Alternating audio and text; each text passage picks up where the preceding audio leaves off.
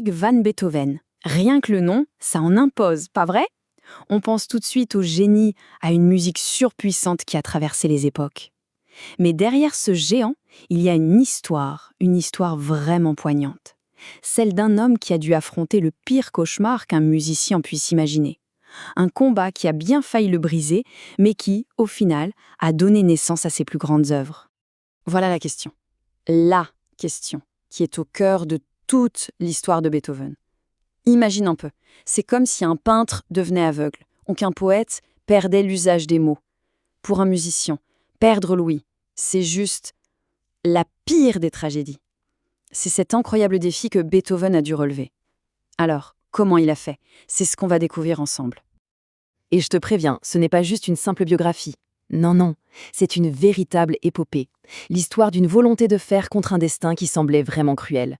C'est le récit d'un homme qui, au bord du gouffre, a choisi de se battre avec la seule arme qui lui restait, son art. Allez, c'est parti. Notre histoire commence alors que tout va bien pour lui. Beethoven est jeune, il est célèbre, son talent éclabousse toute l'Europe. Il a littéralement le monde à ses pieds. Mais ce qu'il ne sait pas, c'est que dans l'ombre, le silence a déjà commencé son travail de sape. Faut bien se rendre compte, à cette époque, Vienne, c'est la capitale mondiale de la musique. Et là-bas, il n'y a personne comme Beethoven. Ce n'est pas qu'un compositeur, c'est une vraie rockstar de son temps. Quand il improvise au piano, le public est bouleversé, parfois même en larmes. On le surnomme le grand maître. Bref, il est au top, promis à une carrière absolument magnifique. Mais c'est là que tout bascule.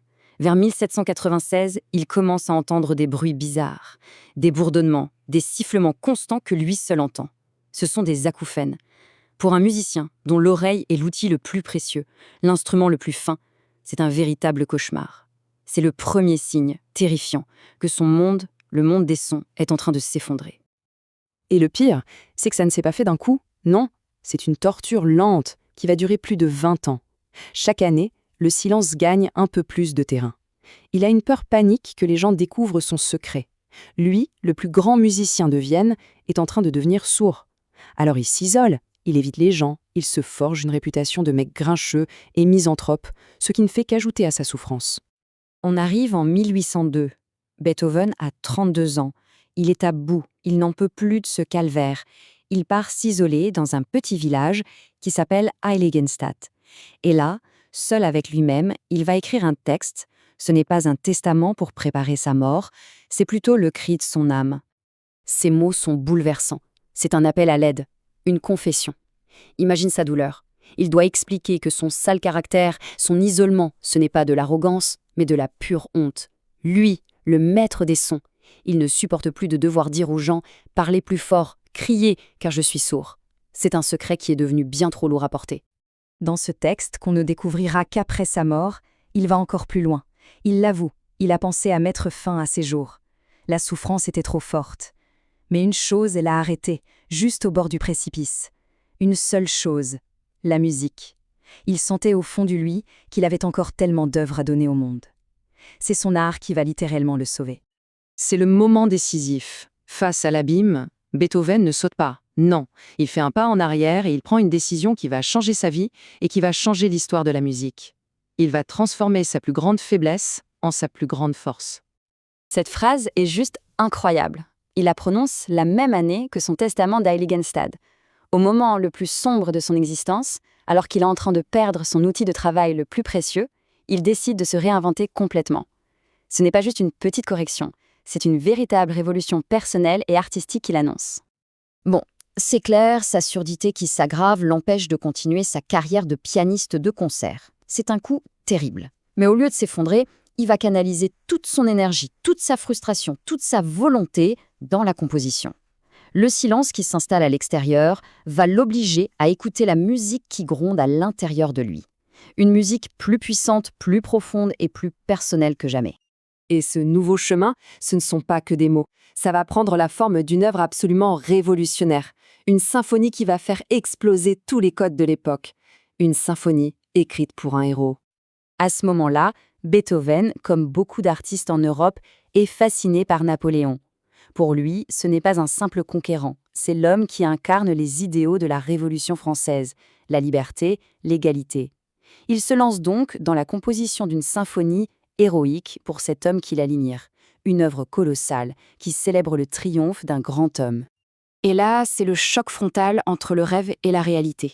D'un côté, on a la vision pure de Beethoven, un héros qui se bat pour la liberté du peuple. Et de l'autre, la dure réalité du pouvoir. En 1804, Napoléon se fait sacrer empereur. Pour Beethoven, qui croyait en l'idéal républicain, c'est une trahison absolue. La réaction de Beethoven quand il apprend la nouvelle est l'un des moments les plus célèbres, les plus intenses de sa vie. C'est là que l'artiste et l'homme de conviction ne font plus qu'un. Il faut imaginer la scène. Beethoven reçoit la nouvelle. Son héros, le champion de la liberté, n'est en fait qu'un tyran de plus, obsédé par le pouvoir. Sa déception se transforme en une rage folle. Il se jette sur la partition de sa symphonie, sur la page de titre où il avait écrit « Buonaparte » et la rature avec une telle violence qu'il finit par déchirer le papier. Un geste d'une puissance symbolique incroyable. Avec ce geste, la symphonie change complètement de sens. Elle n'est plus dédiée à un homme en particulier, Napoléon, mais au souvenir d'un grand homme, c'est-à-dire à l'idéal de l'héroïsme lui-même. Le héros, maintenant, c'est l'humanité qui se bat pour sa liberté. C'est la volonté qui triomphe du destin. Et finalement, le véritable héros de cette symphonie, ce n'est peut-être pas Beethoven lui-même ? Cet épisode de la symphonie héroïque, il est fondamental. Il ne définit pas seulement une œuvre, il définit l'artiste que Beethoven est devenu, un créateur libre, indépendant, qui place son art au-dessus de tout le reste. En fait, cette période de crise a forgé ce qu'on pourrait appeler l'artiste héroïque. Il a compris plusieurs choses. D'abord, l'artiste doit être indépendant, il ne doit se soumettre à personne. Ensuite, que l'art, ce n'est pas juste un divertissement, c'est un message puissant, universel.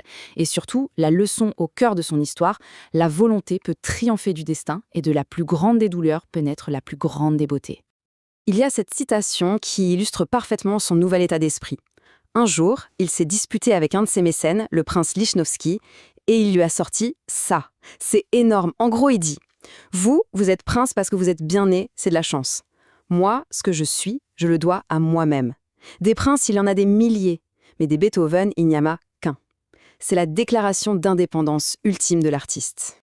Au final, l'histoire de Beethoven nous laisse avec cette question. Une question pour chacun d'entre nous. Comment nos propres épreuves peuvent-elles devenir une force ? Il a pris la pire chose qui pouvait lui arriver et il en a fait un moteur de création. Sa surdité l'a forcé à trouver une musique encore plus profonde en lui. Ça nous montre que les obstacles, ce ne sont pas toujours des fins de non-recevoir. Parfois, ils nous obligent à découvrir des ressources qu'on ne soupçonnait même pas avoir en nous. Et ça, c'est la leçon la plus universelle et la plus inspirante du combat de ce géant.